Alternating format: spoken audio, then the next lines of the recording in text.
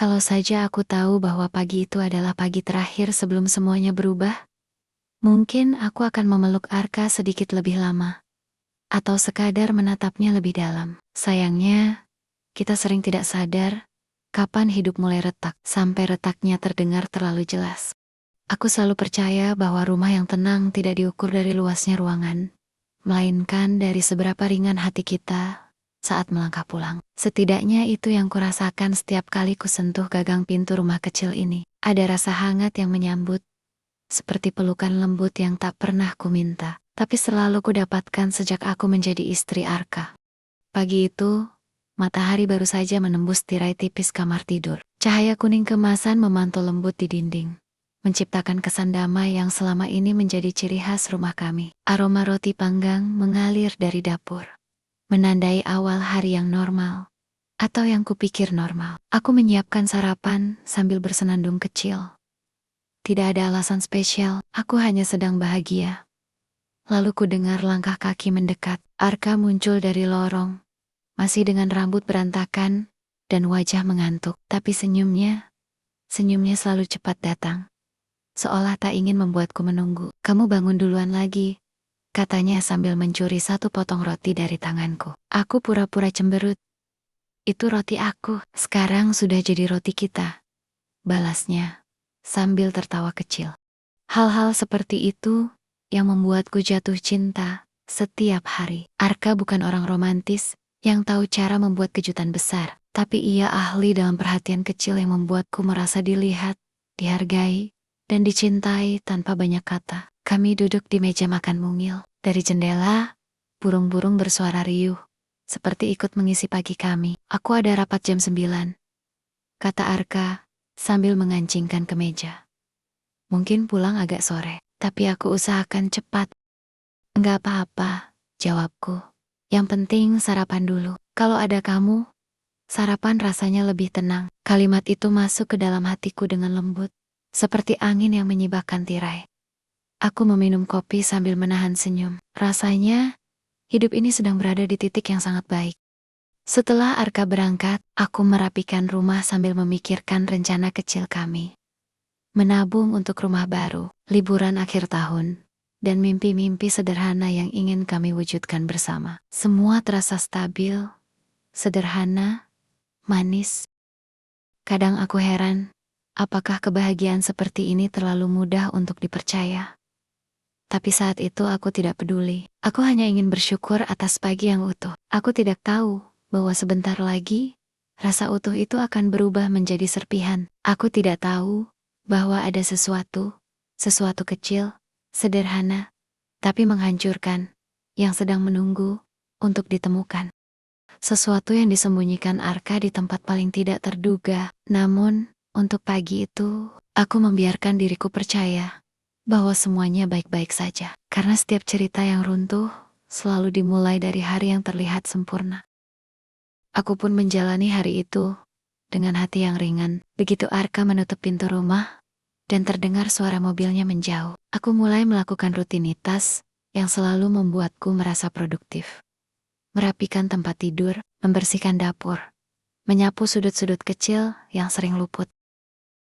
Rumah mungil ini memang tidak besar, tetapi setiap sudutnya mengandung cerita kami. Ada chat page yang kupilih dengan penuh pertimbangan, foto pernikahan yang kami pajang di ruang tamu, dan pajangan kecil hasil liburan pertama kami sebagai suami istri. Semuanya terasa seperti bukti bahwa hidup kami berjalan di jalur yang benar. Saat aku menyiram tanaman di teras, Burani, tetangga sebelah, yang selalu suka mengobrol, menyapaku dari halaman. Pagi, Naila. Arka sudah berangkat ya? Sudah, Bu. Ada rapat pagi, jawabku sambil tersenyum. Wah, suami rajin begitu. Rezeki lancar. Kalian cocok sekali. Ya, aku tertawa kecil. Ada rasa bangga yang tiba-tiba menghangat di dadaku. Amin, Bu.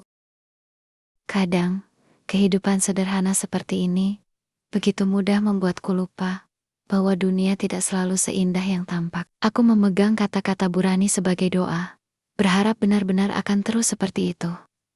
Siangnya, Safa, sahabatku sejak SMA, mengirim pesan. Yuk, Jadi nggak weekend depan cari-cari referensi rumah baru? Aku udah bookmark banyak banget model minimalis. Aku tersenyum membaca pesannya. Sava memang begitu. Selalu antusias dengan hidupku. Kadang malah melebihi aku sendiri. Jadi dong, aku juga udah siap mental lihat cicilan. Haha, kamu dan Arka tuh couple goals banget. Pasti bisa. Aku menatap layar ponsel lebih lama dari biasanya. Komen seperti itu selalu membuatku mengingat betapa aku merasa beruntung menjadi istri Arka. Ia memang bukan orang paling romantis sedunia, tapi ia adalah tempat pulang paling aman bagiku. Atau setidaknya, itu yang kupikirkan. Menjelang sore, aku menyiapkan makan malam, sambil menyalakan radio kecil di dapur. Lagu-lagu lama mengisi ruangan, lagu yang dulu kami putar saat masih pacaran. Setiap nadanya mengembalikan memori, betapa polosnya masa-masa sebelum kami menikah. Ketika jam menunjuk pukul 7, Arka belum pulang. Tidak ada yang aneh. Ia memang bilang akan pulang agak sore. Jam 7:15, aku mulai menata meja makan. Masih wajar. Jam 8:02, aku menyodorkan piring-piring itu lebih dekat ke tengah meja, agar tetap hangat. Jam 8:30, aku mengetik pesan singkat. Kamu masih di kantor? 3 menit kemudian, Arka membalas. Iya, ada revisi mendadak. Pulang? Setelah selesai ya, aku menghela napas lega. Jawaban itu masuk akal. Arka memang sering membantu timnya. Bahkan setelah jam kerja, aku menutup ponsel dan kembali ke dapur. Namun entah mengapa, rasanya ada ruang kecil di dalam dadaku yang mulai terasa kosong. Ruang yang tidak pernah muncul sebelumnya, bukan curiga, bukan gelisah, hanya rasa aneh yang tidak bisa kujelaskan. Mungkin itulah hal pertama yang berubah. Hal yang biasanya kita abaikan karena terlalu kecil. Aku tidak tahu bahwa rasa kosong sekecil itu akan menjadi lubang besar, tempat seluruh ketenanganku jatuh nanti. Aku hanya tahu satu hal. Malam itu, aku masih percaya bahwa Arka akan pulang membawa senyumnya. Sama seperti biasa. Aku masih percaya, tanpa tahu apa yang menunggu di hari berikutnya. Dan hari berikutnya itulah yang mulai memperlihatkan sesuatu yang tidak pernah kuduga. Pagi itu, Arka tampak sedikit berbeda, bukan perubahan besar. Bahkan mungkin tidak akan terlihat oleh orang lain selain aku. Tapi aku mengenalnya terlalu baik, terlalu dalam, terlalu lama, hingga perubahan sekecil apapun terasa seperti bisikan yang langsung mengetuk naluri terdalamku. Ia duduk di meja makan, sambil menatap layar ponselnya. Wajahnya terlihat fokus. Tetapi bukan fokus yang biasanya ia tunjukkan saat membahas pekerjaannya. Ada semacam keraguan, seperti ia sedang memilih kata-kata yang harus ia baca atau abaikan. Pagi, sapaku sambil meletakkan 2 cangkir kopi. Arka terkejut kecil, seolah aku muncul tanpa suara. Oh, pagi sayang. Biasanya ia akan berdiri, memelukku sebentar, atau mencuri kecupan cepat di keningku. Tapi pagi itu tidak. Ia hanya tersenyum tipis. Senyum yang terasa tidak lengkap. Seolah separuhnya tertinggal entah di mana. Kamu tidurnya nyenyak? Tanyaku. Lumayan, jawabnya singkat. Setelah itu diam. Diam yang canggung. Diam yang asing. Diam yang tidak pernah muncul selama pernikahan kami. Aku mencoba mengabaikannya. Kopi kamu agak manis. Aku pakai gula baru. Oh, iya. Jawabnya. Singkat lagi, aku terus memperhatikan gerak tubuh Arka. Ia meletakkan ponselnya di meja, tapi layar bagian atasnya tertutup jari. Gerakan refleks yang tidak ia sadari, namun cukup membuatku merasa ada sesuatu yang ia lindungi. Tiba-tiba, Arka berdiri. Aku harus berangkat lebih awal. Ada hal yang perlu disiapkan. Sekarang, iya. Ada pekerjaan yang belum sempat kuselesaikan semalam. Kata semalam melayang di kepalaku lebih lama dari yang seharusnya. Ia mengambil tas kerjanya, lalu mendekat untuk mencium pipiku sebentar. Tapi, lagi-lagi, ada jarak yang aneh. Bukan jarak fisik, lebih seperti jarak emosional, yang baru saja tumbuh tanpa permisi. Pulang jam berapa? Tanyaku. Belum tahu, tapi aku kabari nanti. Aku mengangguk. Walaupun hatiku menolak percaya sepenuhnya. Hati-hati ya, setelah pintu tertutup di belakangnya. Aku berdiri di ruang tamu, sambil menggenggam mug kopi yang mulai dingin. Ada sesuatu yang berputar-putar di dadaku.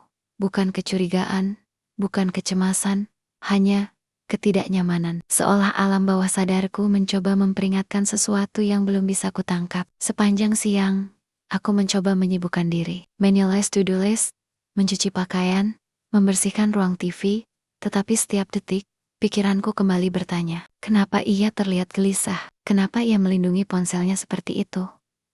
Kenapa senyumnya seolah tidak utuh? Menjelang sore, aku menemukan sesuatu yang membuatku berhenti di depan mesin cuci dengan napas tercekat. Saku celana kerja Arka, yang belum sempat kupilah sejak 2 hari lalu, terasa sedikit tebal di bagian dalam. Aku menelan ludah, mencoba menenangkan diri. Ini pasti cuma kertas.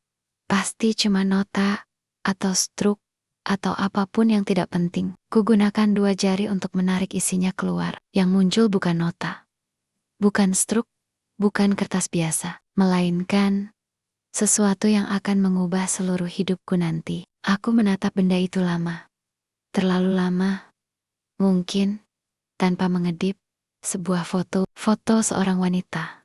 Wanita yang tidak aku kenali. Wanita yang tersenyum manis ke arah kamera. Wanita yang entah mengapa, membuat tubuhku bergetar halus. Aku memegang foto itu dengan kedua tangan, dan detik itu pula, aku tahu hidupku tidak akan sama lagi. Aku tidak tahu siapa dia, atau mengapa fotonya ada di saku celana Arka. Yang aku tahu hanyalah satu hal. Sesuatu yang selama ini tampak utuh, mulai retak. Dan retakan itu baru saja muncul di tanganku. Retakan kecil yang membuat seluruh tubuhku kehilangan keseimbangan, seolah lantai tempatku berdiri tidak lagi kokoh. Aku menatap foto itu lebih dekat. Wanita itu tersenyum lembut, matanya teduh, rambutnya tergerai rapi, seolah setiap helainya jatuh di tempat yang tepat. Ia tidak terlihat asing. Justru itu yang membuatku semakin takut. Wajah yang hampir terasa akrab, seperti seseorang yang pernah kulihat sekilas, mungkin di tempat umum, mungkin hanya dalam mimpi. Aku tidak yakin. Yang jelas, ia bukan aku, dan itu cukup untuk membuat dadaku terasa sesak. Aku memegang foto itu dengan kedua tangan yang mulai dingin. Apa ini? Bisikku pada diri sendiri. Pertanyaan itu seharusnya sederhana, seharusnya bisa kujawab dengan tenang. Tapi tidak, pertanyaan itu justru seperti pintu besar yang membuka lorong panjang, berisi segala kemungkinan yang tidak ingin kupikirkan. Aku menaruh foto itu di meja makan, dan menatapnya lama. Seolah foto itu akan menjawab sendiri. Tapi tentu saja tidak, hanya ada senyum wanita itu. Senyum yang entah mengapa terasa begitu dekat. Dekat dengan siapa? Dengan Arka? Dengan kehidupannya? Dengan masa lalunya? Atau masa depannya? Aku mencoba menarik napas panjang, mencari rasionalitas di antara segala rasa yang mulai bergerak liar. Ini bisa saja hanya tugas kantor. Ini bisa saja hanya foto teman kerja. Ini bisa saja hanya tidak. Alasan-alasan yang kuciptakan terasa rapuh seperti kertas basah. Aku tahu Arka. Aku tahu bajunya. Aku tahu saku celana itu tidak pernah menyimpan benda sembarangan. Teleponku bergetar tiba-tiba. Arka. Pesan masuk. Aku pulang agak terlambat, masih ada revisi kecil. Tanganku berhenti bergerak. Kata revisi yang sebelumnya terasa biasa, kini terdengar seperti alasan yang terlalu sering dipakai seseorang yang ingin menutupi sesuatu. Aku menelan ludah, mencoba menata napas. Baik. Hati-hati. Aku tidak mengirim pesan itu dengan kepolosan seperti biasanya. Ada getaran yang terselip di balik huruf-hurufnya. Getaran yang muncul dari keraguan pertama, keraguan yang tumbuh dari sebuah foto sebesar kartu ATM. Setelah itu aku meraih foto tersebut dan membawanya ke kamar. Aku memasukkannya ke dalam laci meja rias, di bawah tumpukan scarf dan gelang lama. Menyembunyikannya seolah dengan menyembunyikan foto itu, aku bisa menyembunyikan apapun yang mungkin akan terjadi setelahnya. Namun sepanjang sore dan malam, pikiranku tidak bisa diam. Pertanyaan itu terus mengulang seperti kaset rusak. Siapa dia? Kenapa fotonya ada di sini? Kenapa Arka tidak pernah menceritakan sesuatu tentang wanita ini? Ketika Arka pulang, mataku refleks memperhatikan segala gerak-geriknya. Ia masuk dengan langkah pelan, melepas sepatu seperti biasanya, tersenyum tipis. Tapi entah mengapa, ada jarak yang sebelumnya tidak ada. Aku mencoba bertanya hal-hal normal. Hari ini capek ya? Tapi Arka tidak menjawab dengan cara yang biasanya. Iya, sedikit. Selesai. Selesai begitu saja. Tidak ada cerita tambahan. Tidak ada antusiasme, tidak ada detail yang biasanya ia sampaikan. Malam terasa panjang, aku tidur miring membelakanginya. Pura-pura tidak melihat cahaya layar ponsel yang menyala 2 kali, sebelum akhirnya ia mematikannya. Dan ketika aku akhirnya memejamkan mata, satu kalimat mengendap di dasar pikiranku. Besok aku harus tahu lebih banyak.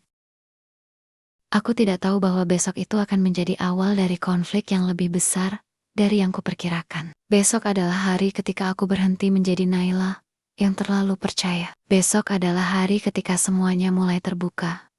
Sedikit demi sedikit, dan sedikit itulah yang menuntunku pada sesuatu yang tak pernah kusangka. Pagi itu aku bangun dengan kepala berat.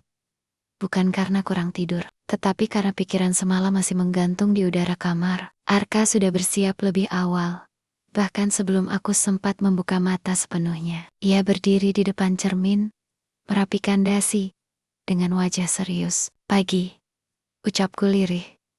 Pagi, jawabnya singkat. Ia tersenyum, tapi senyumnya terasa seperti tempelan. Tidak menyatu dengan matanya.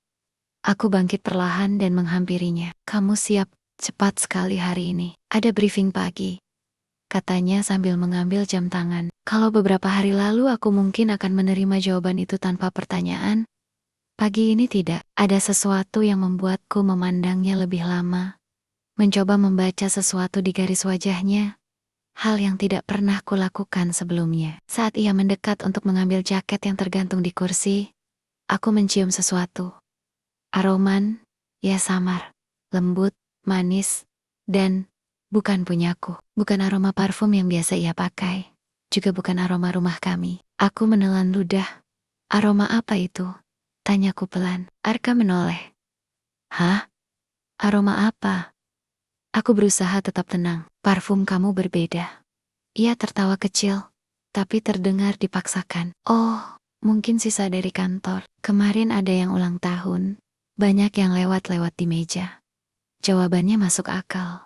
Terlalu masuk akal. Masuk akal dengan cara yang membuat hatiku semakin tidak tenang. Aku mengangguk pelan. Oh, gitu. Arka mendekat. Mengecup keningku sebentar. Kali ini sedikit lebih cepat dari biasanya. Aku berangkat ya, nanti kabari kalau kamu butuh sesuatu. Ya, hati-hati. Pintu menutup, suara langkahnya menjauh. Mobilnya menghidupkan mesin. Semua terasa normal, tapi tidak benar-benar normal. Aku berjalan ke dapur, meraih cangkir kopi, berharap panasnya bisa menenangkan. Tapi begitu aroma kopi naik ke hidungku, aroma parfum samar itu kembali muncul di ingatanku, bercampur dengan bayangan seorang wanita dalam foto yang kutemukan kemarin. Foto itu masih ada dalam laci. Menunggu. Mengintai pikiranku. Aku membuka lacinya perlahan. Foto itu tergeletak di sana, seolah memandangku balik dengan tenang. Wanita itu tersenyum. Senyum yang kini terasa seperti pertanyaan besar. Apakah aku mengenalmu? Atau apakah Arka mengenalmu lebih daripada yang seharusnya? Aku meremas ujung foto itu tanpa sadar. Sore harinya, ketika aku mencuci pakaian Arka yang lain, aku kembali menangkap aroma itu. Aroma yang sama. Aroma perempuan. Bukan parfumku. Bukan sabun rumah kami. Bukan aroma laundry. Aroma asing yang terasa seperti petunjuk pertama. Aku mengambil bajunya, menempelkannya ke hidung, dan jantungku berdetak lebih cepat. Ini bukan kebetulan. Ini bukan wangi kantor. Ini sesuatu yang lain. Seolah alam bawah sadarku membisikkan sesuatu yang belum siap ku dengar. Aku duduk di tepi kasur, membawa baju itu dalam genggaman. Dan untuk pertama kalinya, sejak menemukan foto itu, aku tidak bisa membohongi diri sendiri lagi. Ada sesuatu yang berubah pada Arka. Ada sesuatu yang disembunyikan. Dan aroma asing itu adalah bukti yang tidak bisa kubantah. Malam itu aku menatap langit-langit kamar, berusaha memejamkan mata. Namun hanya satu kalimat yang terus berputar-putar di kepalaku. Aku harus tahu apa yang sebenarnya terjadi. Aku tidak tahu bahwa usahaku mencari tahu akan membuka pintu menuju rasa sakit yang tidak pernah kubayangkan sebelumnya. Pintu yang tidak bisa ditutup lagi setelah kubuka. Dan sejak saat itu, setiap gerak-gerik Arka terasa seperti potongan teka-teki yang menuntut untuk disusun. Hari itu berjalan lambat. Terlalu lambat. Setiap menit seolah menunggu sesuatu terjadi. Sesuatu yang entah apa. Aku mondar-mandir di ruang tamu tanpa alasan jelas. Membuka ponsel beberapa kali hanya untuk melihat layar kosong. Tidak ada pesan baru. Tidak ada kabar. Tidak ada apa-apa. Arka biasanya mengabariku di tengah hari. Sekadar, sudah makan? Atau jangan lupa istirahat. Tapi hari itu, ponselku senyap. Hening yang terasa aneh. Dan jujur saja, menakutkan. Siang menjelang sore, aku memberanikan diri mengirim pesan. Kamu lagi sibuk? Tidak ada balasan. 1 jam berlalu. 2 jam. Akhirnya balasan muncul. Singkat sekali. Lagi meeting? Meeting. Tidak ada detail. Tidak ada emoji. Tidak ada hangat. Jawaban itu seolah bukan dari Arka yang kukenal. Aku berdiri di depan jendela, memandangi langit yang mulai digulung awan kelabu. Udara terasa berat, seperti menyimpan hujan yang tidak sabar untuk turun. Sorenya, ketika aku sedang merapikan rak buku, aku mendengar suara pintu kamar terbuka sendiri. Karena angin, lembaran scarf di meja rias terangkat sedikit, memperlihatkan sudut foto yang kusimpan sejak 2 hari lalu. Foto itu seperti memanggil, seperti rahasia yang ingin ditemukan pemiliknya. Tidak tahan lagi, aku mengambil foto itu dan menatapnya lama. Semakin kutatap, semakin banyak pertanyaan yang muncul. Kenapa fotonya baru sekarang muncul? Sudah berapa lama ada di sana? Siapa wanita ini bagi Arka? Wanita dalam foto itu memakai blus biru muda, dengan latar belakang sebuah taman kota. Rambutnya tergerai rapi, senyumnya tidak mengundang curiga, justru menenangkan. Mungkin itulah yang membuatku semakin takut. Senyumnya tampak hangat, dekat, tidak asing bagi benda pribadi Arka. Aku mencoba menenangkan diri. Mungkin ini hanya foto teman kerja yang jatuh tanpa sengaja. Mungkin Arka berniat membuangnya tapi lupa. Mungkin. Pikiranku terhenti ketika pintu rumah terbuka. Arka pulang, tapi bukan hanya kepulangannya yang membuatku terpaku. Bukan itu, yang membuatku mematung adalah ekspresinya. Ia masuk sambil memijat pelipis. Wajah lelah, bukan sekadar lelah fisik, tapi lelah seperti seseorang yang sedang membawa sesuatu di kepalanya. Sesuatu berat, sesuatu yang ingin disembunyikan. Kamu baru selesai? Tanyaku pelan. Iya, jawabnya sambil menggantung jaket. Hari ini benar-benar panjang. Ia duduk di sofa, menghela napas panjang sekali. Sampai-sampai, aku bisa merasakan beratnya dari jarak 5 langkah. Tapi ada hal lain yang mencuri perhatianku lebih dari keluhannya.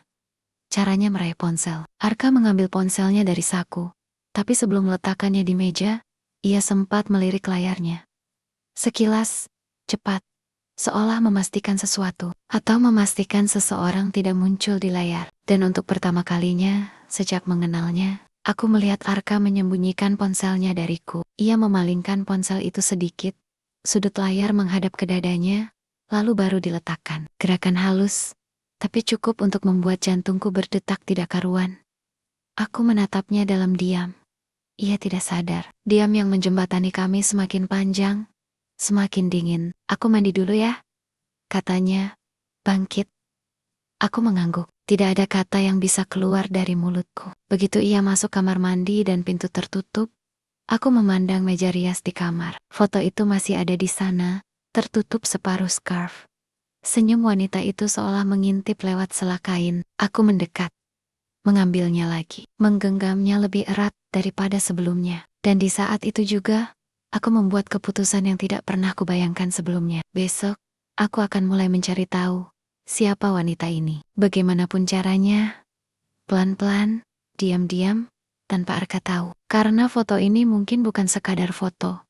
Ini bisa saja petunjuk pertama dari sesuatu yang jauh lebih besar, lebih dalam, lebih menyakitkan. Dan aku takut, ketika semuanya terungkap nanti, aku tidak akan pernah bisa kembali seperti sekarang. Pagi itu aku bangun dengan kepala penuh rencana. Rencana yang tidak pernah terlintas dalam hidupku sebelumnya. Mencari tahu apa yang disembunyikan suamiku. Bahkan menuliskannya, membuat dadaku terasa berat. Tapi aku tidak punya pilihan lain. Foto itu, aromanya, perubahan kecil Arka, semuanya tidak mungkin lagi diabaikan. Arka bersiap lebih cepat dari biasanya. Ia terlihat terburu-buru, meski berusaha menutupi. Aku berangkat duluan ya, Nay, ucapnya sambil memasang sepatu. Hampir tidak ada kontak mata, hanya suara datar yang tidak kukenal.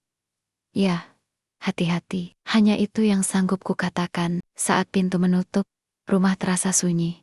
Sunyi yang berbeda. Sunyi yang membuatku sadar bahwa mungkin aku sudah berada di awal sesuatu yang tidak pernah ku minta. Aku memandang foto wanita itu sekali lagi sebelum menyimpannya ke dalam tas kecilku. Aku tidak tahu apakah langkah ini benar atau justru membawa bencana. Tapi aku harus tahu jawabannya.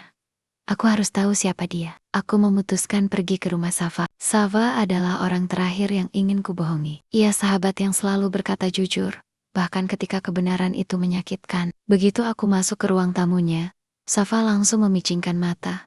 Kamu kelihatan beda. Ada apa? Aku menggigit bibir. Saf, aku mau kasih lihat sesuatu. Tapi tolong jangan kaget. Oke, sekarang aku takut, jawabnya. Mencoba bercanda. Tapi aku tahu ia bisa membaca nada suaraku. Aku mengeluarkan foto itu. Perlahan. Seperti sedang membuka halaman pertama dari sebuah tragedi. Sava mengambilnya, lalu diam, lama. Nei, ini siapa? Itu yang sedang ku cari tahu. Sava duduk bersandar. Memandang foto itu. Dari berbagai sisi. Bajunya rapi. Foto ini kayak diambil di tempat umum. Lihat latarnya, kayak taman kota. Aku mengangguk. Aku juga mikir begitu. Sava memicingkan mata. Kamu yakin gak pernah lihat dia sebelumnya? Aku rasa tidak. Tapi entah kenapa wajahnya terasa familiar. Familiar gimana? Seperti seseorang yang pernah kulihat sekilas. Atau entah, mungkin hanya perasaanku. Sava menaruh foto itu di meja. Nay, kamu gak boleh panik dulu, tapi kamu juga gak boleh diam. Aku memang gak mau diam. Kalimat itu keluar dari mulutku. Lebih tegas daripada yang kupikirkan. Kami mulai membedah foto itu bersama. Aku pernah lihat taman dengan kursi seperti ini. Kata Sofa. Kayaknya di taman dekat gedung kantor Arka. Aku terdiam. Jantungku berdetak lebih cepat. Kamu yakin? Cukup yakin. Aku pernah lewat situ beberapa kali. Taman dekat kantor Arka. Wanita asing. Foto di saku celananya. Potongan itu mulai menyatu. Membentuk gambaran yang membuat tenggorokanku kering. Aku memejamkan mata sebentar. Menarik napas panjang. Sava, aku harus cek ke sana. Sava menatapku lama. Kalau kamu siap, aku temani. Tapi kalau belum, kita cari cara lain dulu. Aku menggeleng. Aku harus mulai dari sini. Kalau aku nggak lihat sendiri, pikiranku bakal terus berlari kemana-mana. Setelah meninggalkan rumah Sava, aku berdiri di tepi jalan. Memegang tas kecilku erat-erat. Angin sore membuat rambutku sedikit berantakan. Namun hatiku lebih berantakan lagi. Aku menatap arah gedung kantor Arka di kejauhan. Jaraknya tidak jauh. Tapi rasanya seperti dunia lain yang belum pernah ku sentuh. Aku melangkah pelan. 1 langkah, 2 langkah, 3 langkah. Setiap langkah terasa seperti menapaki tanah baru yang penuh kemungkinan. Kemungkinan yang entah akan menyelamatkanku atau menghancurkanku. Ketika aku tiba di dekat taman itu, aku berhenti. Jantungku berdetak begitu kencang, seolah mencoba memanggilku untuk kembali. Tapi aku tidak mundur. Aku tidak boleh mundur. Aku menatap bangku-bangku taman, pepohonan, dan jalan kecil berubin yang terasa akrab. Karena tempat itulah latar foto wanita itu. Dan tepat ketika aku ingin melangkah lebih dekat, sesuatu membuatku terpaku di seberang taman. Di dekat kursi kayu yang sama dengan foto itu, ada seseorang. Seseorang yang tidak kusangka akan kulihat. Seseorang yang membuat kakiku membeku. Aku menahan napas tanpa sadar. Seperti tubuhku mencoba menolak kenyataan yang muncul di depan mata. Wanita itu berdiri di seberang taman. Wanita yang sama dari foto itu, wanita yang selama ini hanya menjadi gambar datar di tanganku. Kini berubah menjadi sosok nyata dengan langkah, helaan napas, dan bayangan sendiri. Aku memegang pinggiran tas kecilku, begitu erat sampai jemariku memutih. Dunia di sekelilingku seolah kabur. Orang-orang berjalan, angin berhembus, daun jatuh dari pohon, tapi semuanya merasa jauh. Hanya wanita itu yang terasa begitu dekat. Aku tidak tahu apa yang harus kulakukan. Mendekat, berbalik, bersembunyi, pikiranku berkejaran. Tapi kakiku menolak bergerak. Sampai tiba-tiba wanita itu menoleh ke arahku. Jantungku hampir berhenti. Ia tidak mengenaliku. Tentu saja tidak. Matanya hanya lewat sekilas seperti orang asing pada umumnya. Tapi itu cukup untuk membuat tubuhku merasa disiram sesuatu yang dingin. Wanita itu mengecek ponselnya, tersenyum kecil, lalu duduk di bangku. Bangku yang sangat mirip dengan yang ada di foto. Rasanya seperti melihat potongan puzzle yang selama ini hilang, akhirnya berada di tempat yang tepat. Tapi ketepatan itu justru menyakitkan. Aku berjalan pelan, mendekati deretan pohon, untuk bersembunyi di balik batangnya. Menahan napas setiap kali wanita itu bergerak. Aku bukan tipe orang yang suka mencurigai siapapun. Aku bukan tipe orang yang mengikuti orang lain secara diam-diam. Tapi hari ini, aku bahkan tidak mengenali diriku sendiri. 5 menit berlalu, wanita itu duduk sambil sesekali melihat sekitar, menunggu seseorang. Dan entah kenapa, pikiran pertamaku bukan siapa, melainkan tolong jangan Arka. Ketika seorang laki-laki berjalan mendekat, aku langsung merasa lututku melemah. Bayangan tubuhnya, cara ia melangkah, tinggi badannya. Aku hampir tidak berani melihat. Tapi aku harus tahu. Aku menajamkan pandanganku. Dan, bukan Arka. Bukan, aku jatuh terduduk di belakang pohon. Menutup mulutku dengan tangan, bukan karena lega sepenuhnya. Tapi karena tubuhku akhirnya melepaskan ketegangan yang sejak tadi menumpuk. Tapi tidak sampai 2 detik aku menikmati rasa lega itu. Karena yang terjadi selanjutnya membuat segala rasa tenang itu langsung hilang. Wanita itu tidak berbicara banyak dengan laki-laki itu. Obrolan mereka hanya sebentar. Seperti 2 orang asing yang saling menanyakan arah atau bertukar benda sebentar. Laki-laki itu pergi setelahnya. Wanita itu tetap duduk. Ia menatap jam tangan, mengetik sesuatu di ponsel, lalu tersenyum. Senyum yang sangat familiar. Senyum yang sama seperti di foto itu. Senyum yang jelas ditujukan untuk seseorang yang sedang ia tunggu. Seseorang yang berbeda, seseorang yang bukan laki-laki tadi. Aku memejamkan mata sejenak. Sebagian diriku ingin pergi, berhenti, menyerah. Tapi rasa ingin tahuku lebih kuat dari rasa takut. Ketika aku membuka mata, wanita itu berdiri. Ia menepuk-nepuk rok birunya, menoleh kanan kiri, lalu berjalan menyusuri jalan kecil menuju area parkir gedung. Aku menelan ludah. Harus kukuti, bisikku pada diri sendiri. Mungkin bodoh, mungkin gila, mungkin sangat tidak dewasa. Tapi aku harus tahu siapa ia menunggu. Aku berdiri pelan dan mengikuti dari kejauhan, tidak terlalu dekat, tidak terlalu jauh. Cukup untuk melihat kemana ia pergi, tanpa membuatnya curiga. Wanita itu berhenti di depan sebuah mobil putih. Mobil itu tidak asing, aku pernah melihatnya. Terlalu sering, hingga aku gigit bibirku untuk menghentikan diriku dari berteriak. Itu mobil yang sering parkir di kantor Arka, mobil rekan kerjanya, mobil seseorang dari tim Arka. Wanita itu membuka pintu, duduk di dalam, menutup pintu dengan perlahan. Aku berdiri terpaku di sisi jalan. Napas tersengal seperti baru saja berlari maraton. Apa hubungan mereka? Apa hubungannya dengan Arka? Kenapa foto wanita ini ada di saku suami aku? Pertanyaan itu datang bertubi-tubi, sampai rasanya aku hampir kehilangan pijakan. Mobil itu melaju perlahan meninggalkan taman, dan aku berdiri sendirian, memeluk tas kecilku, menahan air mata yang hampir jatuh. Aku pulang dengan langkah lemas. Tapi satu hal membakar di kepalaku. Jika wanita itu mengenal rekan kerja Arka, kalau begitu, aku baru saja menyentuh satu sisi kecil dari kebenaran. Sisi lain, yang lebih besar dan mungkin lebih menyakitkan, masih menunggu untuk ditemukan. Dan untuk pertama kalinya sejak pernikahanku, aku benar-benar takut akan apa yang akan kutemukan berikutnya. Ketakutan itu tidak hilang saat aku tiba di rumah, justru semakin kuat. Seperti bayangan yang mengikuti setiap langkahku masuk ke dalam ruang tamu. Rumah yang biasanya terasa hangat kini terasa asing. Seperti tempat yang tidak lagi ku kenal. Aku menaruh tas di sofa dan duduk tanpa melepaskan jaket. Nafasku belum stabil. Bayangan wanita itu, mobil putih itu, dan senyumnya terus berputar di kepalaku. Setiap kali aku menutup mata, semuanya muncul lagi. Lebih jelas, lebih dekat. Apa hubungan kalian? Bisikku pada udara kosong. Pikiranku kacau, tapi aku tahu satu hal. Aku butuh bukti lain, petunjuk lain. Apapun, aku berjalan ke kamar, membuka lemari pakaian Arka. Sesuatu dalam diriku menolak melakukan ini.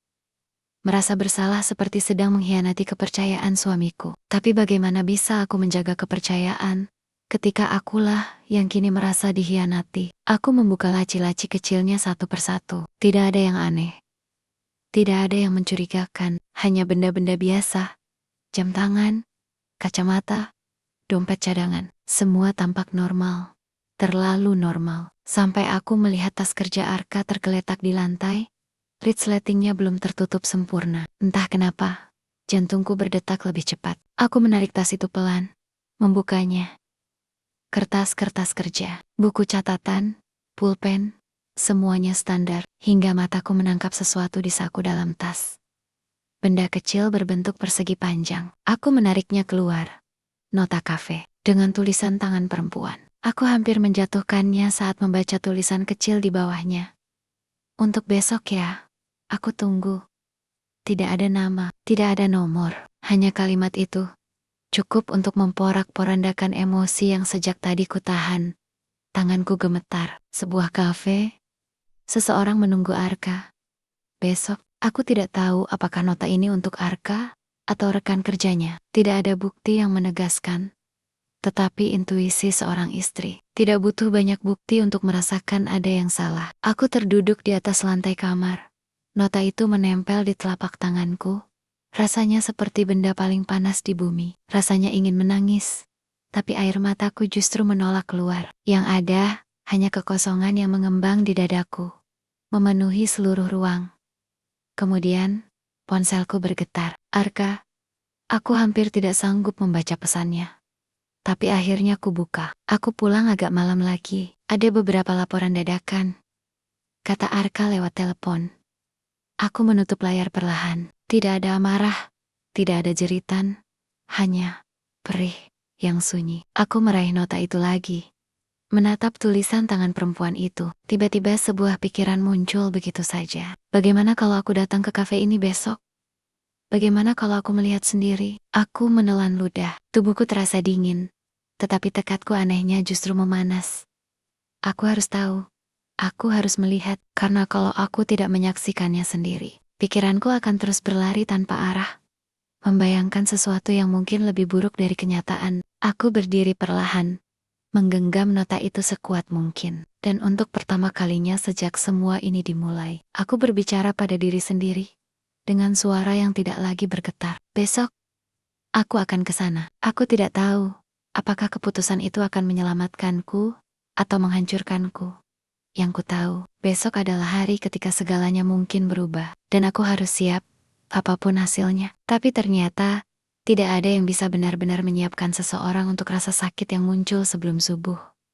Aku hampir tidak tidur semalam. Setiap kali aku mencoba memejamkan mata, bayangan wanita itu datang, nota itu datang, aroma asing itu datang. Semuanya berkumpul, menumpuk seperti awan gelap yang menolak bubar. Ketika matahari akhirnya muncul, aku bangkit dengan tubuh lemas, tapi pikiran yang tidak mau diam. Hari ini, aku akan ke kafe itu. Hari ini aku mungkin akan melihat kebenaran yang selama ini bersembunyi. Hari ini, aku harus kuat. Aku menyiapkan pakaian dengan tangan gemetar. Sesuatu dalam diriku ingin terlihat biasa. Seolah pergi jalan-jalan, atau sekadar membeli keperluan. Tapi hatiku tahu, langkahku hari ini bukan langkah biasa. Sebelum berangkat, aku duduk di meja makan, sambil menggenggam nota itu. Tulisan kecil aku tunggu terasa seperti pukulan halus ke dadaku. Aku menyelipkan nota itu ke tas, dan berjalan keluar rumah. Kafe itu tidak terlalu jauh. Tempatnya cukup populer, interiornya hangat dengan dinding berwarna coklat muda, dan aroma kopi yang menguar dari pintu masuk. Tapi, hari ini, semua suasana hangat itu terasa seperti ironi yang menghina perasaanku. Aku memilih meja di pojok, tempat yang cukup tersembunyi, namun memiliki pandangan luas ke seluruh ruangan. Dari sini aku bisa melihat siapa saja yang masuk. Setiap kali pintu kafe terbuka, jantungku berhenti 1 detik. Bukan Arka, bukan wanita itu, bukan. Tapi waktu berjalan, beberapa menit terasa seperti jam. Setiap detik terasa seperti menunggu akhir cerita. Dan kemudian, pintu terbuka. Langkah seseorang masuk. Arka, rasanya dunia berhenti. Aku hampir bangkit berdiri spontan. tetapi sesuatu menahanku. Refleks ketakutanku, refleks untuk tidak terlihat, refleks untuk tahu dulu. Sebelum bertindak, Arka tidak melihat ke arahku. Ia masuk sambil mengecek ponselnya, lalu duduk di meja dekat jendela. Aku menahan napas. Kalau Arka ada di sini, berarti nota ini memang untuknya. Tapi kepada siapa ia akan bertemu? Wanita itu? Seseorang dari kantornya? Seseorang yang lain? 5 menit berlalu. 10 menit. Arka terlihat gelisah, memandang pintu beberapa kali. Ia mengetuk meja dengan jari, tanda yang biasanya muncul ketika ia menunggu seseorang yang penting. Aku menggenggam ujung mejaku. Jantungku seperti akan meledak, hingga akhirnya pintu kembali terbuka. Wanita dari foto itu masuk. Langkahnya pelan, senyumnya lembut. Matanya mencari seseorang. Saat sorot matanya menemukan Arka, ia tersenyum. Senyum yang sama yang kulihat di foto itu, senyum yang membuat tubuhku runtuh di dalam. Wanita itu berjalan mendekat. Arka berdiri, mereka saling menyapa, bukan dengan cara mesra, tapi cukup akrab, untuk membuatku ingin berlari keluar. Aku memegang dadaku, berusaha bernapas. Dunia seperti mengecil, suaranya hilang, permisi dari pelayan pun tidak terdengar, yang kudengar hanya detak jantungku sendiri. Aku melihat dua orang itu duduk, berbicara, menatap satu sama lain. Aku tidak bisa mendengar pembicaraannya dari jauh, tetapi ekspresi mereka. Arka tampak serius, wanita itu tampak penuh harap. Tidak ada tawa, tidak ada senyum berlebihan, namun ada sesuatu yang tidak bisa kujelaskan. Mereka bukan orang asing, tapi mereka juga bukan seperti pasangan rahasia. Mereka rumit. Aku menatap mereka begitu lama sampai mataku panas. Lalu aku sadar, aku tidak bisa duduk di sini selamanya. Aku harus bertanya, aku harus menghadapi Arka. Hari ini, sekarang, dengan seluruh keberanian yang tersisa di tubuhku. Aku berdiri, langkahku goncang. Tapi aku paksakan berjalan melewati meja-meja kafe. Semakin dekat, semakin kuat rasa sakit itu. Dan akhirnya, aku berdiri tepat di depan mereka. Arka menoleh, wajahnya pucat. Wanita itu terdiam. Naila, suara Arka pecah. Tidak siap. Aku menahan napas dan berkata, "Siapa dia?" Pertanyaan itu menggantung di udara. Berat, dalam, menggetarkan. Dan Arka, suami yang selalu tampak tenang, tidak menjawab. Tidak satu kata pun, diamnya. Lebih menyakitkan daripada jawaban apapun. Aku berdiri di hadapan Arka dan wanita itu.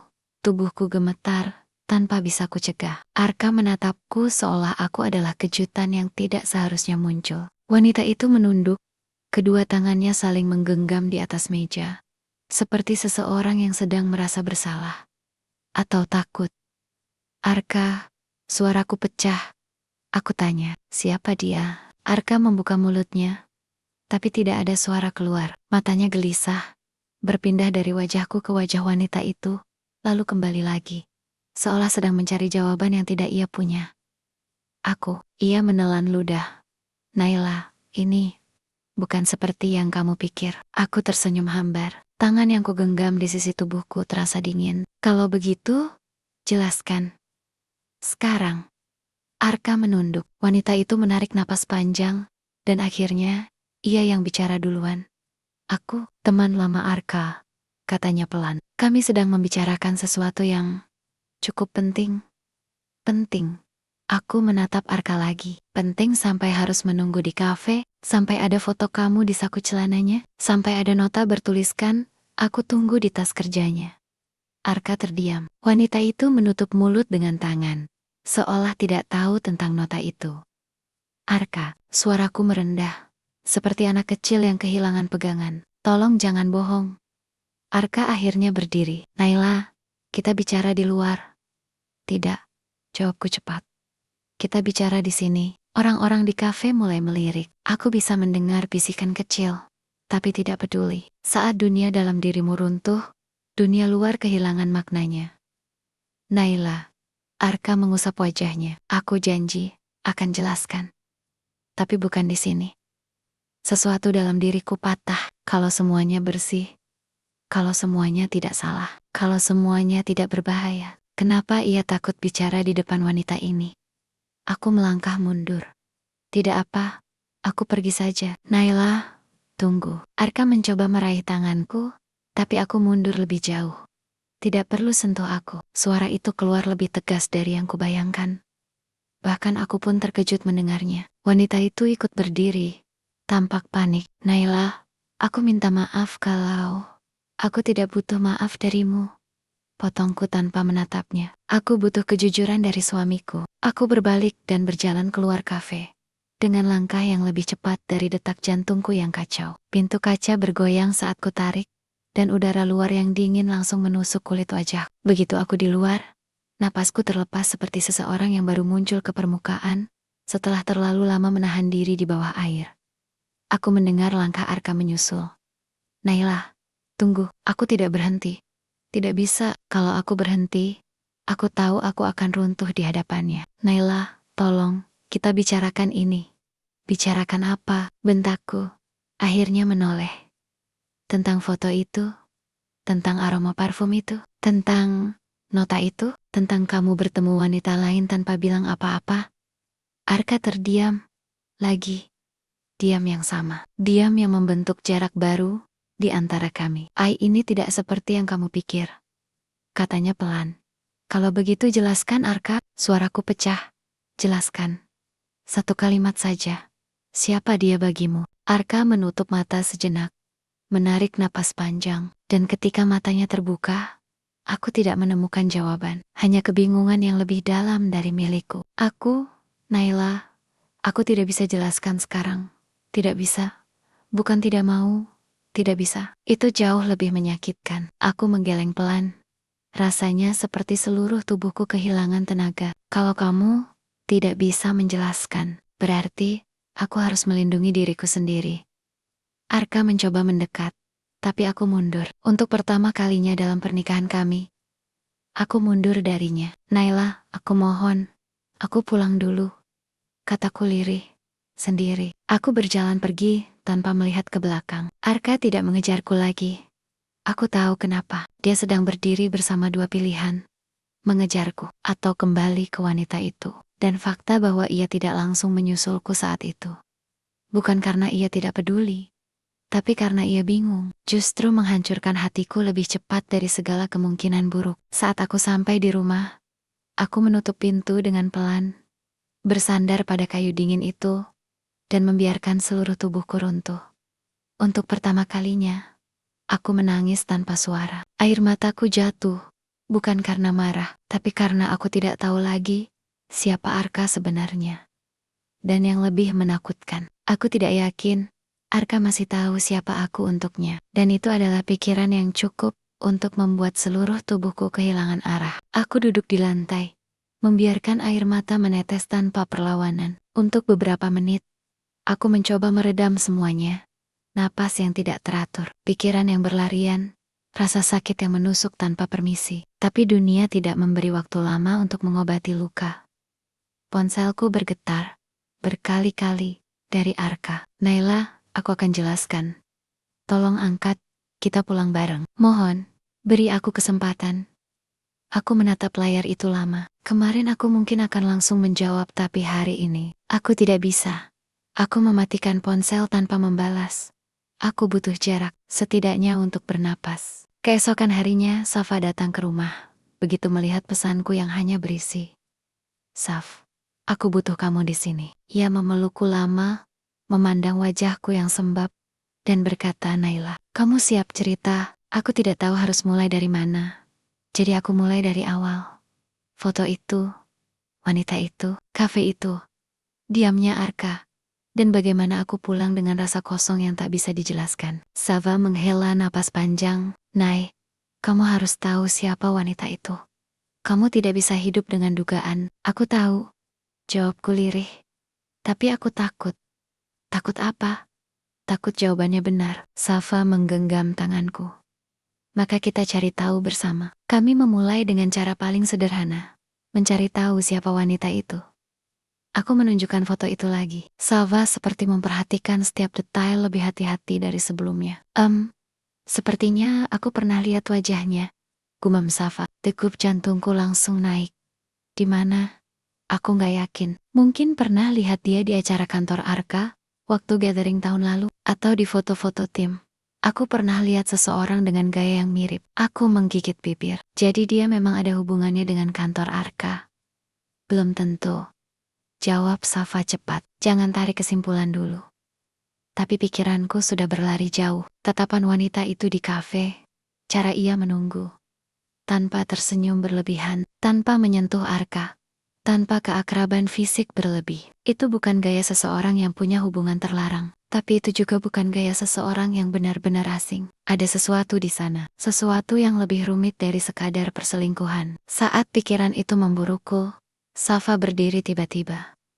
Nay, aku punya ide. Coba kita cari tahu dari media sosial dulu.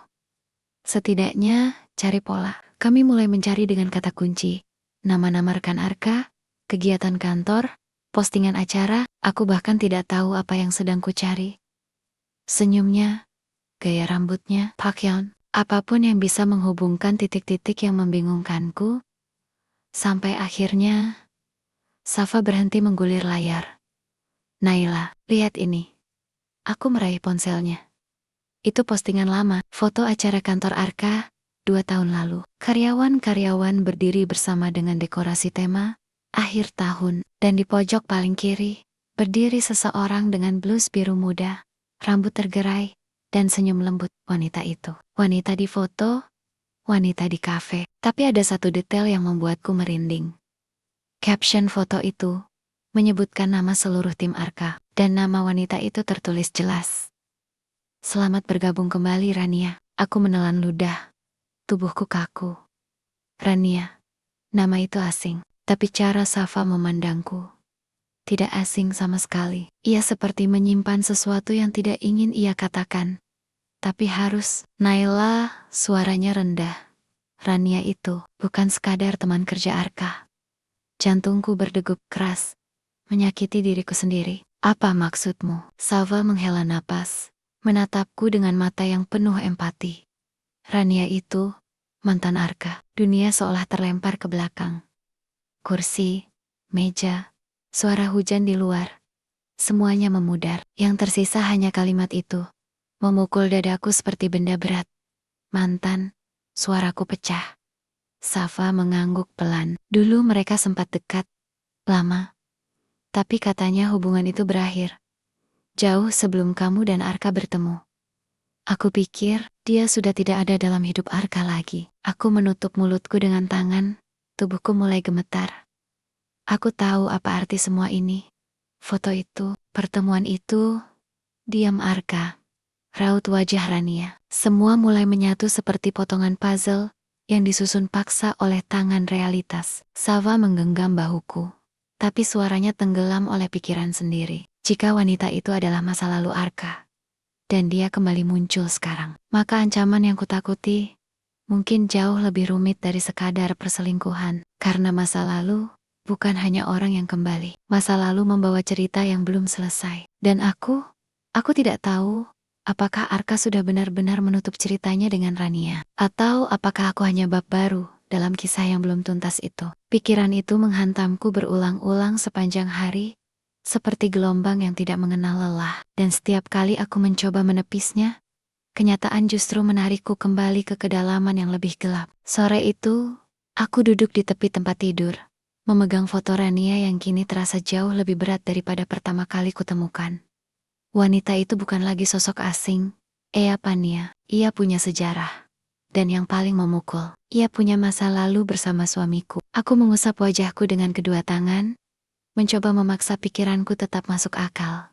Tapi itu kan dulu, bisikku. Itu sudah lama.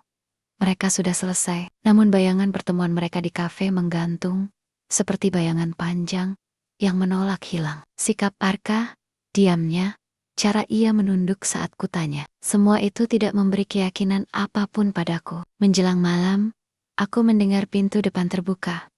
Arka pulang. Tubuhku langsung menegang. Seolah semua ototku tiba-tiba sadar bahwa mereka harus bersiap menghadapi sesuatu yang tidak nyaman. Suara langkah Arka pelan. Terlalu pelan untuk ukuran seseorang yang biasanya langsung memanggilku dari ruang tamu. Naila, panggilnya lembut. Aku tidak menjawab. Aku tidak tahu harus berkata apa atau bagaimana harus bersikap. Aku hanya mengambil posisi duduk tegak, memeluk diri sendiri. Arka muncul di ambang pintu kamar. Wajahnya kusut, matanya lelah, dan ekspresinya masih sama seperti saat kutinggalkan kemarin. Bingung, takut, dan penuh sesuatu yang tidak ingin ia katakan. Kita bisa bicara? Tanyanya. Aku menunduk. Kamu yang harus bicara dulu. Ia masuk perlahan dan duduk di kursi dekat meja rias. Ada jarak sekitar 2 meter di antara kami. Jarak yang hanya tercipta ketika dua hati sedang berusaha saling melindungi dari rasa sakit. Arka menarik napas panjang. Naila, tentang kemarin. Arka, potongku halus. Aku tahu siapa dia. Ia terdiam. Aku bisa melihat syok kecil muncul di wajahnya. Rania. Lanjutku. Aku tahu dia Rania. Arka menutup mata. Nay, dengar dulu. Kenapa kamu gak bilang dari awal? Tanyaku. Kenapa aku harus tahu dari orang lain? Kenapa kamu bertemu dia diam-diam? Arka meletakkan ponsel di meja rias, menatapku dengan mata yang berusaha jujur. Naila, aku tidak sengaja bertemu dia. Dia datang kembali ke kantor. Ada hal yang harus dibicarakan. Dan aku tidak tahu bagaimana bilang ke kamu. Hanya itu. Suaraku lirih. Kamu tidak tahu bagaimana bilang. Arka, aku istrimu. Kamu harusnya cerita. Arka tampak menahan sesuatu. Bibirnya bergerak, tapi tidak ada suara yang keluar. Kenapa kamu diam lagi? Tanyaku. Suaraku mulai bergetar. Kenapa kamu selalu diam? Setiap kali aku tanya sesuatu tentang dia. Arka menggenggam tangannya sendiri, seolah berusaha menyatukan pikirannya yang berantakan. Nay, aku takut kamu salah paham. Aku tertawa. Tertawa kecil, yang terdengar sangat jauh dari diriku sendiri. Salah paham, Arka. Aku melihat kalian di kafe. Aku lihat caramu menatap dia. Itu bukan tatapan orang asing. It's a Koreana. Aku sedang bingung. Jawabnya akhirnya. Pelan sekali. Seperti ia tidak yakin pada jawabannya sendiri. Bingung, air mataku akhirnya jatuh. Bingung tentang apa, Arka? Tentang aku? Atau tentang dia? Arka berdiri. Tetapi aku mengangkat tangan memintanya tetap di tempat. Tolong jangan mendekat dulu, kataku. Aku tidak kuat. Arka kembali duduk. Suara AC dan detak jam dinding tiba-tiba menjadi begitu jelas. Seolah seluruh dunia memutuskan untuk berhenti demi mendengar setiap kata yang akan keluar dari mulut kami. Naila, aku tidak selingkuh. Katanya perlahan, tidak ada hubungan apapun antara aku dan dia sekarang. Aku mengangkat wajah. Kalau begitu, kenapa kamu bertemu dia sembunyi-sembunyi? Kenapa kamu tidak bilang? Kenapa kamu simpan foto dia? Itu. Arka terhenti. Matanya goyah. Ada sesuatu yang ia tahan. Arka, suaraku pecah. Apa yang sebenarnya terjadi? Ia berdiri, menatapku dengan mata yang tiba-tiba dipenuhi rasa bersalah. Naila, aku butuh waktu untuk menjelaskan. Aku mohon, percayalah sama aku sebentar saja. Aku menggeleng. Kepercayaan itu runtuh, Arka. Kamu yang meruntuhkannya. Arka menandok, bahunya jatuh. Ia tampak kalah. Bukan kalah dariku tapi kalah dari sesuatu yang membebani hatinya. Malam itu Arka tidur di ruang tamu. Aku mendengar langkahnya keluar kamar. Suara napasnya berat. Pintu ditutup pelan. Dan aku menghabiskan malam dengan mata terbuka, memandang langit-langit, bertanya pada diriku sendiri, kalau dia bilang tidak ada apa-apa, kenapa semuanya terasa seperti ada sesuatu? Aku tidak menemukan jawaban malam itu. Yang kutemukan hanyalah jarak yang tidak pernah kuminta. Tapi kini berdiri di antara kami, membentang lebih luas setiap kali kami mencoba bicara. Dan aku takut jarak itu mungkin akan menjadi permanen. Kalimat itu menghantui kepalaku sejak subuh. Aku terbangun dengan mata yang berat, tubuh yang letih, dan hati yang tidak yakin. Apakah hari ini akan lebih baik? Atau justru semakin buruk? Arka masih di ruang tamu. Aku mendengar suara pergerakannya sejak pagi, suara kursi yang digeser perlahan, langkah hati-hati, helaan napas panjang yang seperti menahan sesuatu yang tidak berhasil ia tutupi. Aku tidak keluar kamar. Aku butuh waktu, aku butuh diamku sendiri. Ketika akhirnya aku membuka pintu kamar, Rumah terasa seperti dua dunia yang dipaksa tinggal dalam satu bangunan. Arka berdiri di dapur, memegang secangkir kopi, menatap meja seolah di sana ada sesuatu yang bisa menenangkan pikirannya. Matanya langsung memandangku.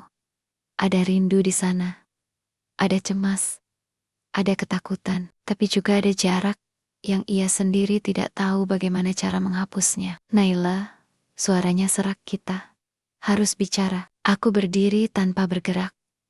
Aku dengar, Arka menelan ludah, lalu berkata pelan, aku tahu selama ini aku salah. Aku tahu aku membuat kamu tersakiti.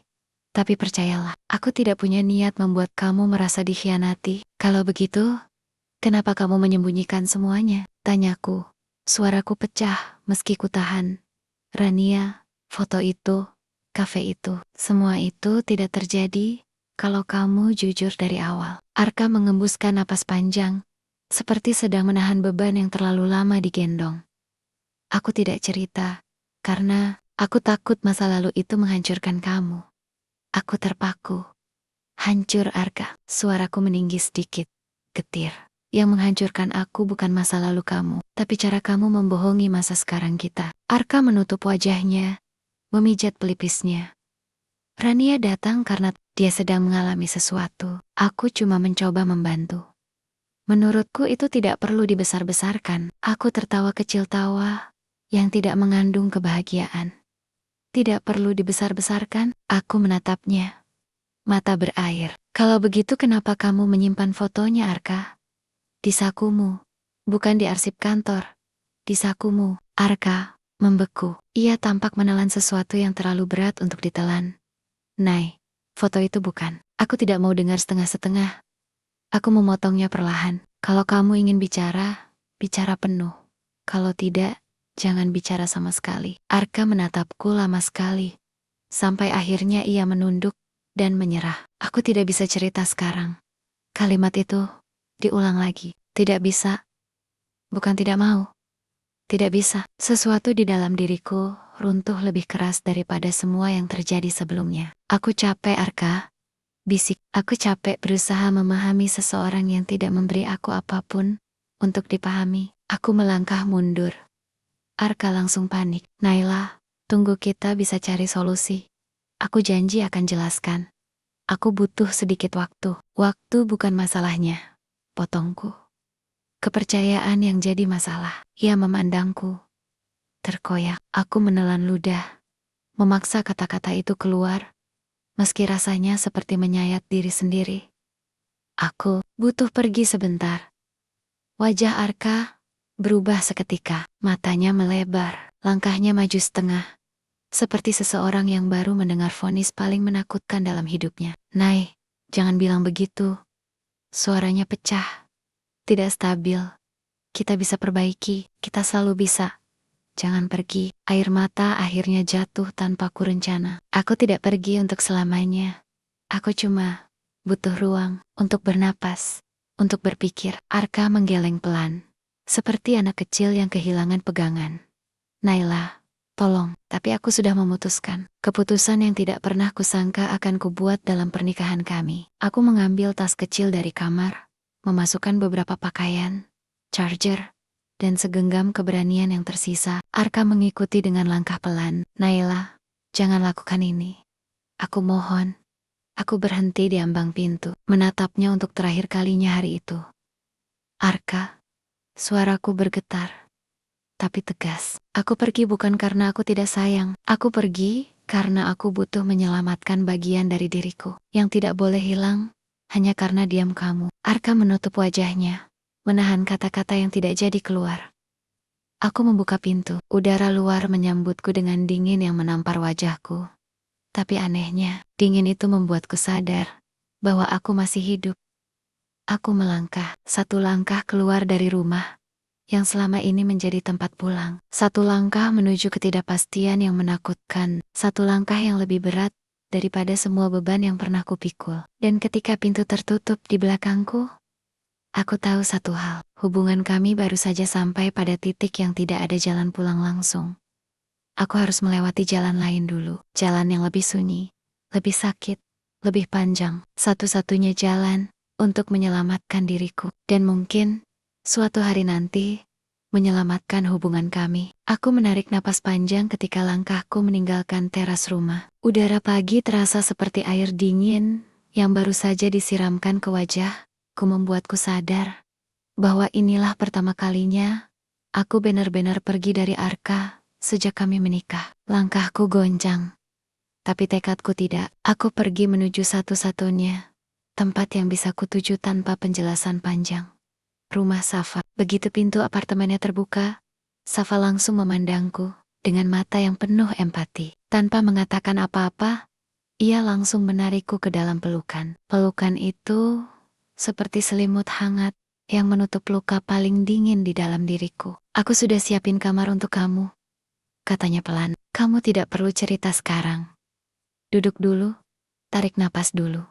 Aku menuruti ucapannya. Aku duduk di sofa kecilnya, sambil memegang cangkir teh hangat yang baru ia buat. Wangi chamomile mengisi ruangan, aroma yang menenangkan, tetapi justru membuatku ingin menangis lagi. Naila, Safa duduk di sampingku. Kamu melakukan hal yang benar. Aku menggeleng perlahan. Benar, tapi menyakitkan. Hal yang benar memang sering kali menyakitkan, jawabnya lembut. Aku tertawa kecil, getir. Kadang aku bertanya, kenapa aku yang harus pergi? Kenapa bukan dia yang memperjuangkan aku? Safa meraih tanganku. Dia sedang bingung, Nay. Tapi kamu sedang terluka. Dan orang yang terluka berhak menjaga hatinya sendiri. Aku terdiam. Hatiku terasa seperti kaca yang retaknya baru saja diperlihatkan terang-terangan. Suaraku pecah. Ingin dia jujur. Kamu akan mendapatkannya, jawab Safa. Yakin. Tapi kamu butuh ruang dulu. Siang itu aku menghabiskan waktu di balkon kecil apartemen Safa. Dari sini, aku bisa melihat jalanan ramai, orang-orang yang berjalan tanpa mengetahui apa yang sedang dipikul seseorang di sudut balkon ini. Rasanya aneh, dunia tidak berhenti. Padahal dunia dalam diriku sedang berantakan. Kupikir aku akan menangis panjang hari. Tapi ternyata tubuhku memilih diam. Aku menyisip teh pelan, menatap langit yang mulai berwarna jingga, lalu berkata pada diri sendiri. Aku harus kuat, bukan untuk Arka. Bukan untuk menyelamatkan pernikahan ini. Bukan untuk membuktikan apapun. Tapi, untukku, karena aku tidak boleh hilang dalam luka seseorang. Bahkan jika orang itu adalah suamiku sendiri. Menjelang malam, ponselku kembali bergetar. Puluhan pesan masuk dari Arka. Naila, kamu di mana? Tolong jawab. Aku mohon, izinkan aku jelaskan. Najwa bilang, kamu pergi. Kamu aman kan? Aku salah. Aku tahu. Tolong pulang. Aku membaca semuanya tanpa menjawab satupun. Ada rasa bersalah yang muncul. Tapi juga ada ketegasan yang baru lahir dalam diriku. Safa melirik dari dapur. Dia ngecat lagi. Aku mengangguk. Ya, kamu mau balas? Aku menatap layar ponsel lama, kemudian menggeleng pelan. Tidak hari ini. Safa tersenyum tipis. Bagus. Kamu butuh jeda. Malam semakin larut. Aku berbaring di kasur tamu yang disiapkan Safa. Lampu kamar diredupkan, menyisakan cahaya kuning lembut yang membuat ruangan terasa hangat dan aman. Arka mengirim pesan terakhir. Apapun yang terjadi, kamu tetap rumahku, Nay. Tolong beri aku kesempatan. Aku menutup ponsel, menutup semua lampu, menutup seluruh kegaduhan yang mengisi hatiku sejak beberapa hari terakhir. Lalu, aku berbicara pada diriku sendiri. Besok, aku mulai dari diriku dulu. Karena cinta itu penting, tapi mempertahankan diri sendiri jauh lebih penting. Dan malam itu, untuk pertama kalinya sejak hidupku mulai retak, aku bisa bernapas lebih tenang. Tidak sepenuhnya, tapi cukup untuk bertahan sampai pagi. Namun, ketenangan itu tidak bertahan lama. Pagi baru saja menyentuh jendela ketika bunyi bel apartemen Safa menggema. Safa yang sedang menyiapkan sarapan langsung menoleh. Siapa itu pagi-pagi? Tanyanya sambil meraih serbet. Aku merasakan sesuatu di dadaku turun begitu cepat, semacam firasat yang langsung mengetuk isi perutku. Bel berbunyi lagi. Safa berjalan ke pintu. Aku berdiri dari kursi, tubuhku tegang tanpa alasan yang jelas. Safa mengintip dari lubang pintu, lalu menoleh padaku. Nay, itu Arka. Dunia seperti berhenti satu detik. Aku memegang punggung kursi untuk menjaga keseimbangan. Kamu mau aku bilang kamu gak ada? Tanya Safa hati-hati. Aku tidak menjawab. Sebagian diriku ingin sembunyi di kamar. Sebagian lagi ingin membuka pintu dan menuntut jawaban. Bagian lainnya masih terlalu sakit untuk bertemu dirinya. Bel berbunyi ketiga kalinya. Kali ini lebih pelan. Seolah Arka takut mendesakku. Nay, suara Safa lembut. Kamu yang pilih. Aku menutup mata dan menarik napas panjang. Saat ku buka, keputusan itu muncul tanpa suara. Buka, bisikku. Safa membuka pintu perlahan. Arka berdiri di luar dengan mata merah, wajah lelah, dan tubuh yang terlihat jauh lebih rapuh daripada 2 hari lalu. Rambutnya berantakan, kemejanya kusut, dan ekspresinya jelas mengatakan bahwa ia tidak tidur semalam. Boleh, aku bicara sama Naila? Suaranya pecah. Safa menatapku, meminta kepastian. Aku mengangguk pelan. Arka masuk, tapi tidak langsung mendekat. Ia berdiri beberapa langkah dariku, jarak yang terasa lebih simbolis dari sebelumnya. Nay, suaranya bergetar. Aku minta maaf. Aku tidak menjawab. Aku hanya menatapnya, menunggu. Arka menghela napas panjang, lalu duduk perlahan di kursi seberangku. Aku tahu aku salah. Aku tahu aku bikin kamu merasa tidak dihargai. Tapi sumpah, aku nggak mau kamu terluka. Aku menatap meja, bukan menatap wajahnya. Kalau kamu nggak mau aku terluka, kamu seharusnya cerita dari awal. Aku takut, jawabnya jujur, dengan suara yang hampir seperti bisikan. Takut apa, Arka? Kali ini aku menatap matanya langsung. Takut aku pergi, atau takut kebenaranmu ketahuan? Aku tersentak kecil. Kamu bilang sudah selesai, tapi kenapa kamu ketemu dia diam-diam? Arka mengusap wajahnya dengan kedua tangan. Nay, Rania datang bukan untuk bikin aku bingung. Dia datang karena dia butuh bantuanku. Aku mengerutkan dahi. Bantu apa? Arka diam lama. Terlalu lama. Diam seperti ini, bukan diam orang yang ingin bohong ini, diam orang yang tidak siap membuka luka lama. Aku menelan ludah. Arka, kalau kamu tidak jujur sekarang, hubungan kita tidak akan kembali lagi. Ia mengangguk pelan.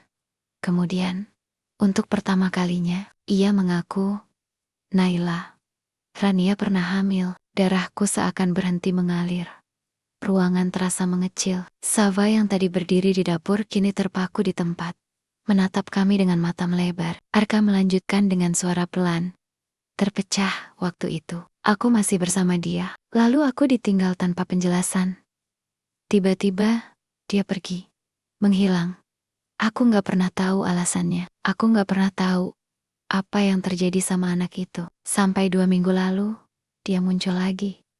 Aku menutup mulut dengan tangan. Tubuhku dingin. Kursi tempatku duduk terasa seperti akan runtuh. Aku tidak tahu harus bilang apa ke kamu. Arka melanjutkan. Aku takut kamu salah paham. Aku takut kamu merasa aku bohong dari awal. Aku takut kamu pergi. Aku mencoba bicara, tapi tidak ada suara keluar. Arka menatapku dengan mata yang penuh rasa bersalah. Dan hari ketika kamu menemukan foto itu, ia menatap tangannya sendiri. Rania datang hanya untuk bicara. Dia bilang, dan dia ingin aku tahu kebenaran tentang masa lalu itu. Sebelum semuanya terlambat, suasana apartemen Safa berubah menjadi ruang hampa. Hening, dingin dan berat. Jadi kamu menemui dia. Karena itu, tanyaku lirih. Hampir tidak terdengar. Arka mengangguk pelan. Tidak ada apa-apa antara kami. Tapi, ada sesuatu yang harus aku selesaikan, agar aku bisa benar-benar menjadi suami yang utuh buat kamu. Air mataku akhirnya jatuh, pelan, tanpa isak. Arka maju sedikit, namun tetap menjaga jarak. Aku tidak minta kamu percaya sekarang. Aku cuma mohon biarkan aku jelaskan semuanya sampai tuntas. Jangan menutup pintu ini dulu. Aku memejamkan mata. Luka ini terlalu besar, terlalu mendadak, terlalu menusuk. Tapi di balik itu, ada sesuatu yang lain. Kejujuran yang selama ini kutunggu akhirnya keluar, meski dalam bentuk yang paling menyakitkan. Aku menarik napas panjang. Berdebar, bergetar. Arka, suaraku pecah. Kalau kamu mau jujur, maka aku akan dengar. Tapi, aku belum siap pulang. Arka menandok lega sekaligus hancur. Aku akan menunggu, katanya. Dan untuk pertama kalinya, aku melihat Arka tidak lagi bersembunyi. Ia terlihat rapuh, terlihat manusia, terlihat sungguh-sungguh ingin memperbaiki. Dan disinilah kisah kami berubah arah. Arka mulai membuka kebenaran yang tidak pernah kupikir akan menjadi bagian dari hidup kami. Dan aku harus menerima bahwa cinta kadang diuji, bukan oleh kehadiran orang ketiga, tapi oleh masa lalu yang kembali mengetuk ketika kita tidak siap membukanya. Kalimat itu terus terputar di kepalaku saat Arka duduk di seberangku, menunduk seperti seseorang yang akhirnya menyerah pada kenyataan. Setelah sekian hari penuh diam, hari ini ia bicara lebih jujur daripada sebelumnya. Tapi kejujuran itu datang bersama luka yang bukan hanya memecahkan hatiku, tapi juga hatinya. Aku menarik napas perlahan. Arka, aku butuh tahu semuanya. Bukan setengah, bukan potongan. Semua. Arka mengangguk, meski jelas terlihat betapa berat baginya. Nay, ada hal yang belum aku ceritakan. Aku bersiap. Hatiku menegang, Rania. Tidak hanya sakit. Ia berhenti sejenak, suara berikutnya terdengar lebih parah dari yang kubayangkan. Dia datang karena dia ingin menitipkan seseorang. Aku membeku. Seseorang? Hatiku runtuh dalam sekejap. Tidak keras, tidak berisik, tapi runtuh secara perlahan runtuh, seperti bangunan yang sudah lama retak, tapi baru hari ini ambruk sepenuhnya. Aku menutup mulut dengan tangan, menahan suara tangis yang ingin meledak. Arka bangkit sedikit, seperti ingin mendekat. Tapi aku tidak pernah tahu, Nay. Dia pergi tanpa penjelasan. Aku pikir, aku tidak punya apapun yang tertinggal dari masa lalu itu. Aku menggeleng bukan menyangkal, tapi mencoba memahami. Jadi, Rania kembali. Untuk memberitahu kamu, bahwa dia punya anakmu. Ya, Arka mengangguk pelan. Dan dia bilang, waktu yang tersisa untuk dia sudah tidak lama. Dunia seolah berhenti. Rania. Sakit. Rania. Tidak lama lagi. Dan Arka. Baru tahu ia punya anak. Aku harus bertemu anak itu, Nay. Ucap Arka dengan suara paling lembut yang pernah ia pakai. Bukan karena masa lalu, tapi karena dia tidak salah apa-apa. Aku menutup mata. Air mataku jatuh bukan karena marah, bukan karena kecewa, tapi karena hidup kadang memberi beban yang tidak masuk akal bagi hati manusia. Naila, Arka memohon, aku mau kamu ada di sampingku. Tapi kalau kamu belum siap, aku mengerti. Aku mengusap wajahku dengan tangan gemetar. Ada bagian dariku yang ingin marah, ingin pergi, ingin melepaskan semuanya. Tapi ada bagian lain yang lebih kuat, bagian yang masih mencintainya, bagian yang mengerti bahwa ini bukan perselingkuhan, ini tragedi. Dan tragedi tidak bisa disalahkan pada satu orang saja. Apa kamu mau menemui anak itu? Tanyaku lirih. Arka menatapku, matanya basah. Aku ingin, tapi aku tidak mau melangkah tanpa kamu. Kalimat sederhana itu mengenai sesuatu yang paling lembut dalam diriku. Ia tidak memilih masa lalunya. Ia memilih aku, tapi situasinya memaksanya menghadapi masa lalu yang tidak tertutup. Nay, Arka mendesah. Suaranya goyah. Kalau kamu tidak bisa ikut, aku tidak akan memaksa. Tapi aku ingin kamu tahu, aku mau menjalani ini sebagai suami kamu, bukan sebagai laki-laki yang kembali ke orang lama. Aku menutup wajahku sebentar, dalam gelapnya telapak tanganku sendiri. Aku bertanya pada diriku, apa aku sanggup menghadapi ini? Apa aku sanggup menerima kenyataan bahwa ada seorang anak yang lahir bukan dari rahimku, tapi dari masa lalu suamiku? Apa aku bisa berjalan bersama Arka tanpa merasa kehilangan diriku sendiri? Ketika aku membuka mata, aku tahu jawabannya. Dengan napas yang berat, aku berkata pelan, Arka, kalau kamu siap jujur sepenuhnya, kalau kamu siap menjalani ini tanpa menutup apapun dari aku, kalau kamu benar-benar memilih aku menelan ludah. Aku akan ikut. Arka terkejut, matanya langsung berkocok, seperti seseorang yang baru saja diselamatkan dari sesuatu yang sangat gelap. Naila. Terima kasih Tuan, terima kasih. Aku menggeleng pelan. Bukan karena aku kuat, tapi karena aku masih percaya kamu suamiku dan kita berdua layak dapat kesempatan memperbaiki semuanya. Arka menutupi wajahnya.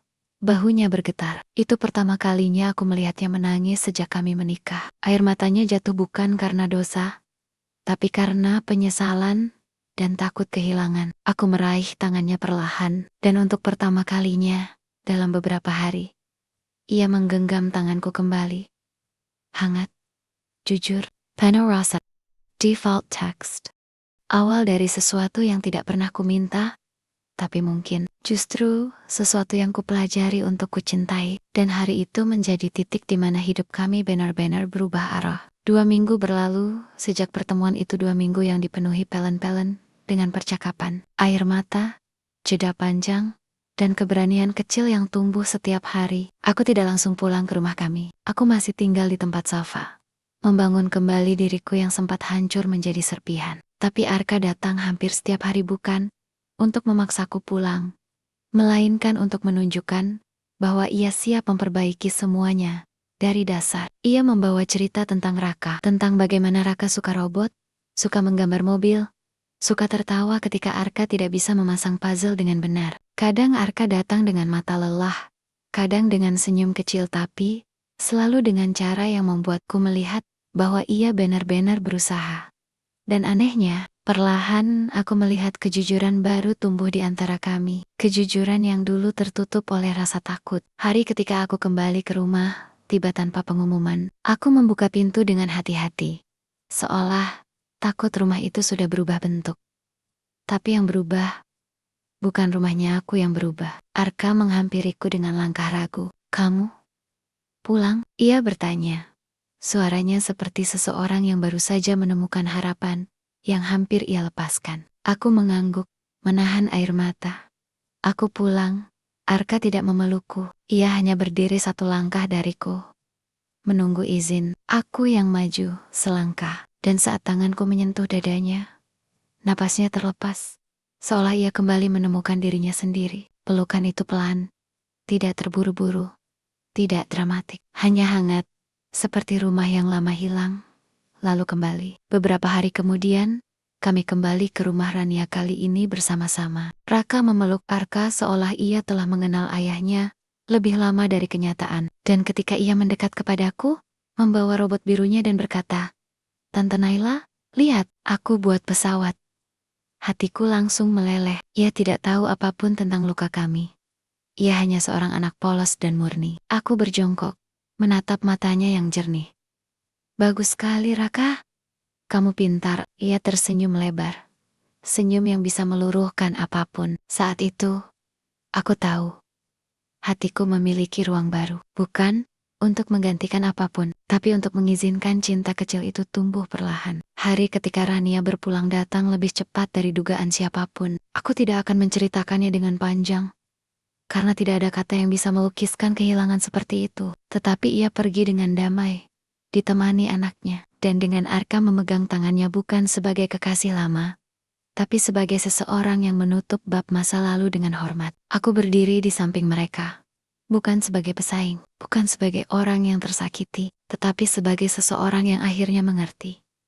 Cinta bukan tentang memegang orang yang kita miliki. Cinta adalah menerima bahwa setiap orang punya sejarah dan kita belajar berdamai dengannya. Beberapa bulan berlalu, Raka kini sering datang ke rumah kami. Kadang untuk bermain robot dengan Arka, kadang menggambar di ruang tamu, sambil menceritakan hal-hal kecil dari sekolah. Dan suatu sore-sore yang tenang, hangat, dan penuh cahaya matahari, Raka duduk di sampingku, sambil menggambar sebuah rumah kecil. "Tante Naila," katanya sambil menatap gambarnya, "ini rumah kita. Ada aku, Tante, sama Papa." Aku tersenyum, menahan tangis bahagia yang naik perlahan. "Kalau begitu, tambah pintu ya, Nak."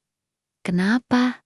tanyanya polos. "Supaya kamu bisa masuk kapan saja." Raka terkekeh pelan, lalu menggambar pintu kecil berwarna biru. Arka datang dari dapur, melihat kami berdua, dan tersenyum dengan cara yang belum pernah kulihat sebelumnya. Senyum yang lahir dari syukur, bukan dari kemenangan. Ia duduk di seberangku, lalu berkata lirih, "Nay, terima kasih sudah bertahan." Aku memandangnya, memegang tangannya di atas meja. "Kita bertahan bersama, Ark.